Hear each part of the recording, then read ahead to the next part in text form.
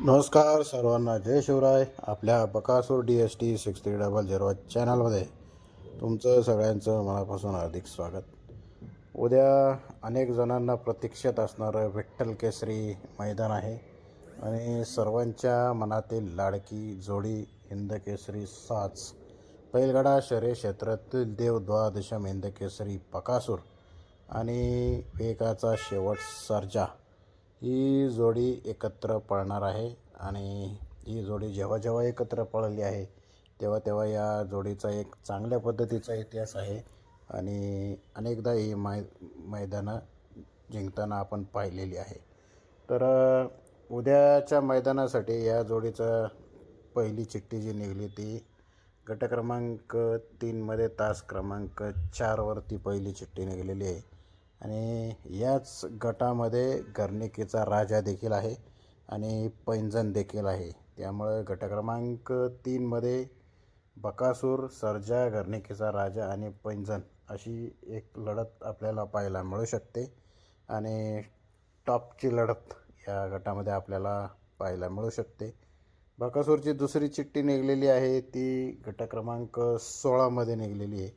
तर गट क्रमांक 16मध्ये परत 3 नंबर तासावरती बकासूर आणि सर्जा आहे आणि मल्हार 2211 आणि पिस्टन 2211 आणि अक्को ड्रायव्हर यांचा भारत या तिघांमध्ये ही पुन्हा गट क्रमांक 16ची लढत आहे. त्यामध्ये गट क्रमांक 16मध्ये 2 नंबर तासावर चिंचपाडाचा सर्जा आणि गुगली आहे. 3 नंबर तासावर बकासूर आणि सर्जा आहे. 4 नंबर तासावरती पिस्टन 2211 आणि मल्हार 2211 घरचा साज. 6 नंबर तासावरती अक्को ड्रायव्हर यांचा भारत आहे. त्यामुळं दोन्ही चिठ्ठ्या ज्या निघलेल्या आहेत त्या दोन्ही चिठ्ठ्यांमध्ये चांगल्या पद्धतीची लढत आपल्याला पाहायला मिळणार आहे. गर्णिकेच्या राजाची 4थ्या गटात देखील चिठ्ठी आहे. त्यामुळं गर्णिकेचा राजा आता कुठल्या गटात पळतोय हे पाहणं ठरेल आणि खऱ्या अर्थानं उद्याच्या मैदानामध्ये दोन्ही गट जे बकासूरचे निघालेले आहेत ते दोन्ही गटामध्ये टॉपच्या शर्यती आपल्याला पाहायला मिळणार आहेत आणि अनेकांच्या मनातील हिंद केसरी साज उद्याच्या मैदानासाठी सज्ज झालेला आहे.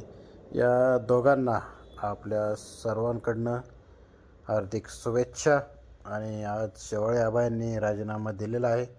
खरं तर त्यांच्या नेतृत्वाची या खेळासाठी गरज आहे आणि त्यांनी त्यांचा राजीनामा परत मागं घ्यावा अशी सर्वच बैलगाडा मालक असतील, शौकीन असतील यांची मागणी आहे.